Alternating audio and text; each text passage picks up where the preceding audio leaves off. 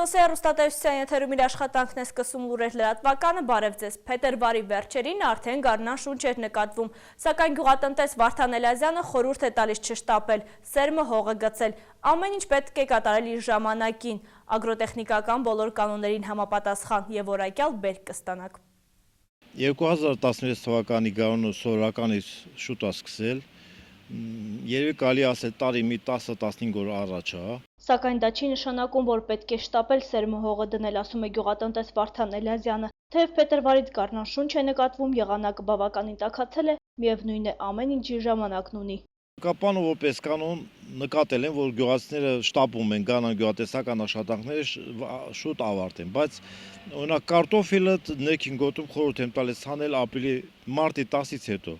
իսկ բացադիր գոտիները միջին գոտում պետք է կատարել մարտի 20-ից հետո, որովհետև ցածր ջերմաստիճանի պայմաններում կարտոֆիլը այլասերվում է, եթե 10 աստիճանի ջերմություն իջնում է, հավանական է, որ նաև կարող է իջնի, այդ դեպքում կարտոֆիլը այլասերվում է եւ բերքատվության համար խիստ ազդում է։ Գարնան գյուղատնտեսական աշխատանքների մեկնարկը այս օրերին պետք է դրսևորվի բազմամյա խոտաբույսերը սնուցելով, ծաղկած ծիրանենիների ու նշանիների բները սպիտակեցնելով։ Այս ագրոտեխնիկական միջոցառմանը շատերը նշանակություն չեն տալիս, բայց զուր ծառի բունը ներկելով 2 անգամ երկարացնում եք նրա կյանքն ու վնասատուների դեմ պայքարում։ Մյուս աշխատանքը էդմանն է վերաբերում։ Հաջորդ աշխատանքը ուրեմն բացի այդից խորհուրդ եմ տալիս նաև սնուցել այգին եւ խոնավալեցկավորման ջրումներ անել։ Այսինքն մենք առաջ ջրում ենք, որպեսզի հողը չտաքանա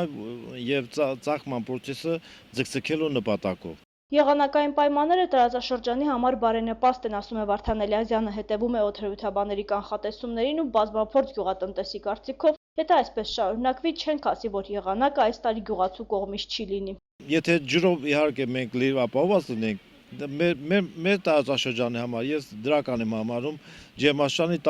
բացացումը, որովհետև եւ բանասունների մսուրային սեզոնակաշրջանում արոտային ավելանում է, որովհետև տաքանում է եւ ինքնաժեքը իջնում է։ Բացի դրանից ուրեմն եթե ցուրտերը պակասում է, ցրտահարման վտանգն է պակասում, կարող ենք ուրեմն ավելի ջերմադիմացկուն բույսեր մշակենք, որը ավելի արժեքավոր է։ Անհայտ ծագումով սերմացում մի ցանեք, հետո էլ դժգոհեք ստացված արդյունքից, սա եւս կարևոր պայման է Էլիազյանի, ամբողջ տարվա չարչարանքը ջուրը կընկնի։ Այսինքն ստուգված սերմ լինի, այսինքն իրանք վստահ լինեն, որ դա նորմալ բերք ապահովել չի լինի, որ ամբողջային չարչարվեց, վերջում ոչ մի արդյունք էլ չհասնեց։ Բնության անկանխատեսելի երևույթների դեմ միևնույն է դժվար է պայքարել։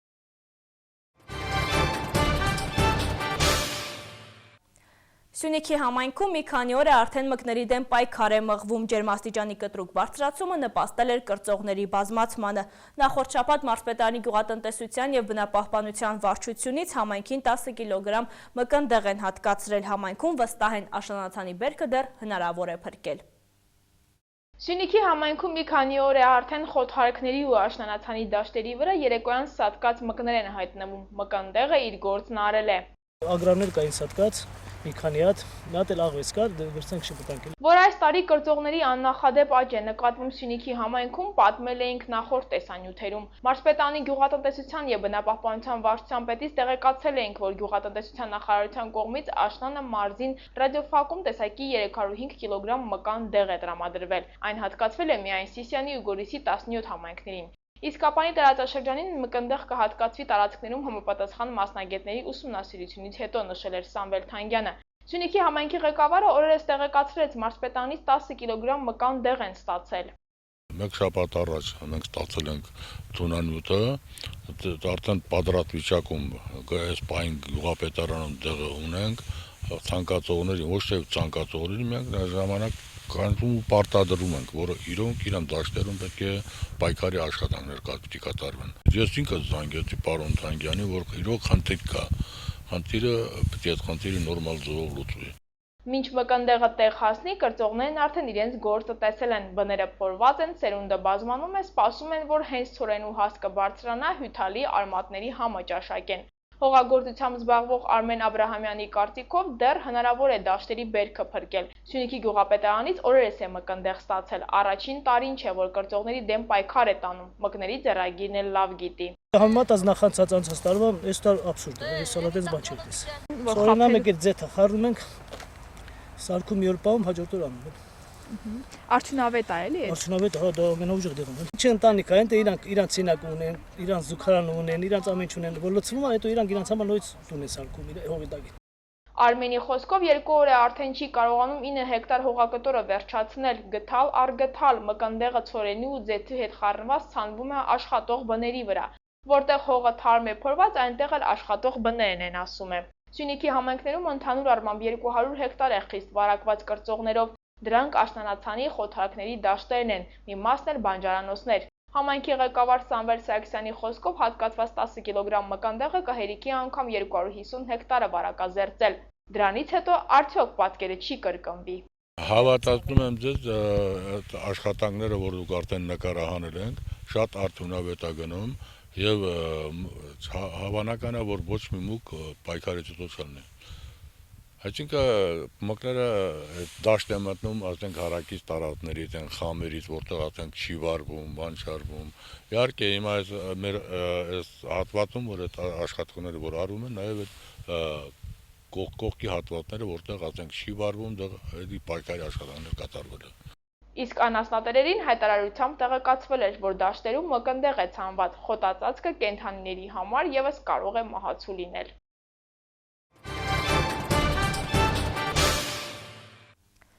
Դեռևս 2005 թվականին Հայաստանում ուժի մեջ մտավ կրթության առանձնահատուկ պայմանների կարիք ունեցող անձանց կրթության մասին օրենքը, որով Հայաստանում ամրագրվեց եւ պետականորեն ճանաչվեց ներառական կրթությունը։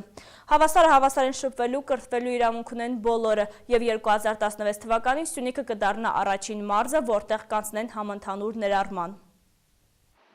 Կրթության առանձնահատուկ պայմանների կարիք ունեցող 2 տասնյակից ավելի աշակերտներ են այսօր սովորում Կապանի համար 5 հիմնական դպրոցում։ Կրթօջախը առաջիներից էր, որ սկսեց իրականացնել ներառական կրթություն, հավասար հնարավորություններ ստեղծելով անհավասար կարողությունների տեր երեխաների համար։ Ես ծառ եմ նկարել, խնձոր, սրտիկ, ծաղիկներ։ Անժելիկան հրաշք տետրում իր աշխատանքներն է ցույց տալիս, հետո ասում, որ ամենից շատ սիրում է գիրք կարդալ։ Որ հեքիաթն ես ամենաշատը սիրում։ 3 խոզուկներ եւ գնդելիկ բոքոնիկ։ Տառաճանաչ ու թվաճանաչ աշակերտու երազանքները սակայն կրթության հետ կապ չունեն։ Դեռ չի որոշել ինչ մասնագիտություն է ընտրելու, բայց հստակ գիտեր, թե ձմեռ պապիկից ինչ է խնդրելու։ Ես երազում եմ, որ ձմեռ պապիկը իմ համար կոսմետիկա բերի ինքը բերել։ Անժելիկան շատ գեղեցիկ աշակերտուհի է, խելացի, բարի։ Մենք բոլորը նրան շատ ենք սիրում։ Անժելիկան սովորում է 3-րդ դասարանում, ուսուցչուհին նշում է երեխայի խոսքի ու պահվածքի մեջ այս տարիների ընթացքում ակնհայտ տեղաշարժ է նկատվել։ Ասում է, եթե 1 տարի առաջ զրուցեինք փոքրիկի հետ, հնարավոր էր այսպես ազատ, անկեղծ չպատասխաներ։ Սիրում է նկարել, ակտիվ է, մեր ցանկացած միջոցառումներին մասնակից է լինում, ակտիվ մասնակցություն է ցուցաբերում, շտկում է նույնիսկ ընկերներին, մի բան եթե պահ ես մոռանում եմ մեկ աշակերտի ուշադրությունից դուրս եմ թողնում դաս հարցնելուց, ինքը վերեկեն միջոցով ինձ նկատողություն է անում, ընկեր Աբրահամյան, բայց այս մի բանը դուք չեք արել։ Դասվարը խոստովանում է սկզբնական շրջանում դժվար էր համբերատար աշխատանքի ու փոխադարձ սիրո շնորհիվ են հասել արդյունքի, գնահատելով երեխայի կարիքները մշակել են ուսումնական պլան եւ առաջնորդվել ըստ դրա։ Համոզելով, ոգևորելով, ինչ որտեղ մի քիչ ձայնս կոպտացնելով, տեսա, որ ինձ թվում է ինքը սիրեց ինձ, ես առաջինը սիրեցի իրեն, կոլեկտիվը շատ ջերմ ընդունեց իրեն, ընդհանրապես ինքը չի զգում, որ ունի ինքը այդ թույլ կարողությունները, որովհետև ընկերները ցույց չեն տալիս։ Ներառական կրթություն իրականացնելու համար ոչ միայն դպրոցի մանկավարժներն են հատուկ պատրաստություն անցել եւ ստացել որակավորում, այլև կրթօջախի շենքային պայմաններն են որոշակիորեն հարմարեցվել եւ որ ամենակարևորն է այստեղ տիրող առողջ մթնոլորտն ու հանդուրժող վերաբերմունքն են գերիշխում։ Մենք հասկացել ենք, որ մենք յուրաքանչյուրս պետք է գոտեպնդենք եւ աջակցենք կրթության առանձնահատուկ պայմաններ ունեցող երեխաներին, չէ՞ որ բոլորս էլ ապրում ենք մի երկնքի տակ եւ արևը ծագում է մեզ համար, բոլորիս համար եւ մարում է կրկին բոլորիս համար։ Սյունիքը 2016 թվականին կդառնա առաջին մարզը, որտեղ դպրոցները կանցնեն համընդհանուր ներառման, ինչը նշանակում է հանրակրթական բոլոր դպրոցները բաց կլինեն հաշմանդամություն ունեցող երեխաների համար։ Կառավարությունը արդեն հավանություն է տվել այս ծրագրի ժամանակացույցին։ Տնօրեններին ուզում ենք կառավարության այս որոշման ժամանակացույցի հետ ծանոթացնենք, ասենք ինչ ժամանակացով պիտի ընթանանք եւ գիտենք, որ իրենց մեջ բազմաթիվ հարցեր կան, որը ինչպես պիտի լինի, փորձենք այդ հարցերին պատասխանել, ոչ միայն պատասխանել, այլև այդ հարցերը լսելով մեր քայլերում ապագա փաստաթղթերի մեջ իրենց բոլոր դիտարկումները, մտահոգությունները հաշվի առնենք, այո, սա շատ կարևոր հանդիպում է։ Օրենսդրական բարեփոխումների շնորհիվ սահմանափակ կարողություններով փոքրիկներին հնարավորություն կտրվի ինտեգրվել հասարակությանը, իսկ մինչ այդ կազմակերպական ու գիտակցական դժվարությունները պետք է հաղթահարվեն։ Խնդիր է դառնալու մարզում մասնագետների, հատկապես հատուկ մասնագետների խնդիրը, եւ մենք այսօր մարզպետարանի կրթության վարչությունն նաև քննարկում ենք այդ հարցը, հնարավոր տարբերակները, որպեսզի մասնագետները հենց որակավորում ունենան մարզում, ոչ թե Երևան քաղաքում, որովհետև շուրջ 120 դպրոց կա Սյունիքի մարզում, 120 դպրոցները պետք է այս կամ այն մասնագետով հագեցվեն, ինչպես նաև 3 հատուկ դպրոցներ, որոնք պետք է ուրեմն նոր ուսումնական տարին արդեն վերակազմակերպվեն որպես մանկավարժահոգեբանական աջակցության կենտրոններ։ Հույսի կամուրջ հասարակական կազմակերպության նախագահ Սուսաննա Թադևոսյանը համոզված է ամեն ինչ պետք է անել, որ առաջին փորձը ընդօրինակելի լինի։ Պարբերաբար մարզ այցելությունների նպատակն էլ հենց դա է։ Դեռևս անցած տարվա նոյեմբերին մանկավարժների վերապատրաստումից սկսած հետևողական են, իսկ ինչ վերաբերում է շենքային պայմաններին, այ դա հարցերի հարցն է։ Ամենաշատ ֆինանսական միջոցներ է պահանջում, այստեղ այն չի, որ մենք ասենք մասնագիտական գիտելիքներ, աջակցություն, սա ուղիղ ֆինանսական ներդրման կարիք ունի եւ կարծում եմ դա ինքը պետքա դպրոցների մատչելիությունը ոչ միայն մարզի իշխանությունների, այլև մեր համապատասխան ոլորտը կարգավորող նախարարության ուշադրության ներքո պետք է լինի ցավոք սրտի։ Կրթության ազգային ինստիտուտի Կապանի մասնաճյուղում դպրոցների տնօրենների հանդիպմանը մի շարք հարցերի մասին բարձրաձայնվեց իրավական եւ կրթական համակարգում սպասվելիք փոփոխությունների շուրջ, մանկավարժները իրենց դիտարկումները հայտնեցին։ Սեպտեմբերից տարերի ետևում չէ, իսկ կրթօջախներն ու մանկավարժները արդյոք պատրաստ են իրականացնել այդ ծրագիրը։ Դեռևս անցած տարվանից ուսուցիչները վերապատրաստվել են։ Այս հարցում միավորվել են կրթության եւ գիտության նախարարությունը, Հույսի կամուրջ հասարակական կազմակերպությունը, ՄԱԿ-ի մանկական հիմնադրամը։ Մանկավարժներին ուսուցման անհրաժեշտ մեթոդներով զինել են Կրթության ազգային ինստիտուտի Կապանի մասնաճյուղի մասնագետները։ Ուսումնամեթոդական ուղեցույց ձեռնարկն էլ արդեն նրանց ձեռքի տակ է։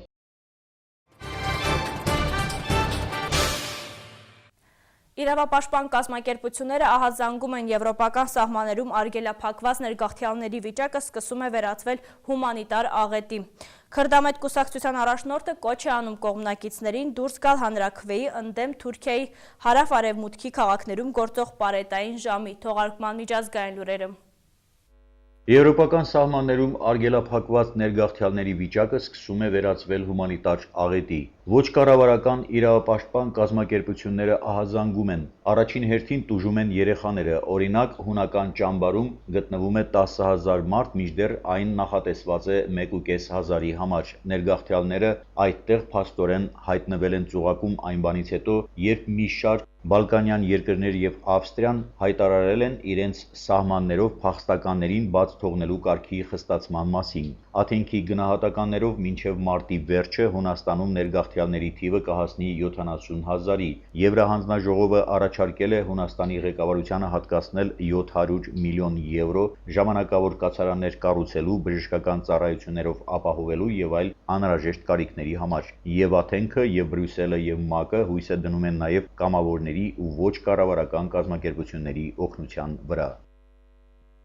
Քրդամետ ժողովուրդների դեմոկրատիա կուսակցության առաջնորդ Սելահեդդին Դեմիրթաշը կոչ է անում կողմնակիցներին դուրս գալ հանրահավաքի ընդդեմ երկրի հարավ-արևմուտքի քաղաքներում գործող պարետային ժամի։ Շատ բնակավայրերում դա գործում է արդեն 3 ամիս քրդական աշխատավորական կուսակցության դեմ ուժային գործողությունների պատճառով։ Վերջինս Թուրքիայում համարվում է ահաբեկչական։ Տարածաշրջանի խոշորագույն քաղաք Դիարբեքիրում դա հանգեցրել է զանգվածային անկարգությունների եւ ոստիկանության հետ բախումների։ Մենք չենք ցանկանում, որ իշխող կուսակցությունը կեղտոտ պատերազմ վարի մեր քաղաքներում, մեր հողում, մեր երկրում։ Մենք համարձակվել ենք դուրս գալ փողոցներ, որ հայտնենք բողոք նրանց դեմ, ովքեր համարձակվել են պատերազմ սկսել։ Այդ ակցիայի արգելքը դատավարությունը մասնակիցների դեմ հանցագործություն կլինի, դա անօրինական է։ Իր հերթին Թուրքիայի ղեկավարությունը մեղադրում է Ժողովուրդների դեմոկրատիա կուսակցությանը ատելություն հրահրելու եւ քրդական աշխատավորական կուսակցության հետ համագործակցելու համար։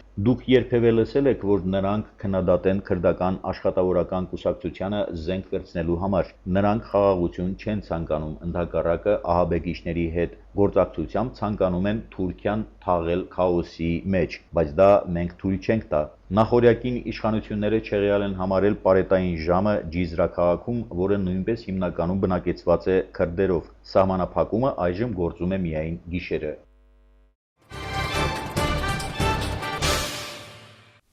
Լուրեր լրատվականներ եթերում հաջողություն։